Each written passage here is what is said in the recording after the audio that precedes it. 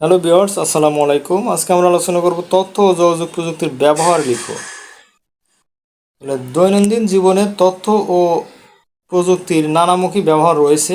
এরকম ব্যবহার কয়েকটি ব্যবহার নিচে দেওয়া হলো। তো 1 নম্বর যদি আমরা বলি যে মোবাইল ফোন ব্যবহার করে টাকা পাঠানো এবং টাকা গ্রহণ।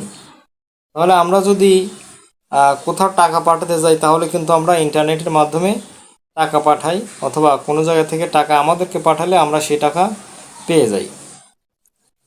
মোবাইল ফোনের মাধ্যমে ঘরে বসেই পরীক্ষার ফলাফল জানা হয়। তাহলে কি ইন্টারনেট বা তথ্য যোগাযোগ প্রযুক্তির মাধ্যমে আমরা কি ঘরে বসে পরীক্ষার ফলাফল জানতে পারি। অনলাইন এবং ইন্টারনেট ব্যবহারে ঘরে বসেই চাকরির দরখাস্ত এবং প্রবেশ নামানো যায়। আচ্ছা, তাহলে কি অনলাইন এবং ইন্টারনেট ব্যবহার করে কি ঘরে বসে চাকরির দরখাস্ত করা যায়, এবং পরীক্ষার ক্ষেত্রে যে প্রবেশপত্র পাওয়া যায় সেটাও কিন্তু এই অনলাইনের মাধ্যমেই নামানো যায়, যার কারণে বলা হয়েছে যে অনলাইনের মাধ্যমে প্রবেশপত্র নামানো যায়। আচ্ছা, অনলাইন টিকিটিং সিস্টেমের মাধ্যমে ঘরের বাইরে না গিয়ে বা স্টেশনে না গিয়ে ট্রেনের এবং প্লেনের টিকিট কাটতে পারা যায়।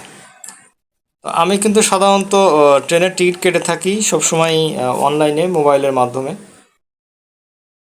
আচ্ছা, অনলাইন টিকিটিং, ওকে, এটা আমরা পড়লাম। তো অনলাইনে ইন্টারনেটের সহায়তায় সব ধরনের পত্রিকা যা ইন্টারনেটে থাকে তা পড়তে পারা যায়। ইন্টারনেটের কারণে ঘরে বসেই প্রয়োজনীয় পণ্যের অর্ডার দেওয়া যায় এবং বিল পে করা যায়।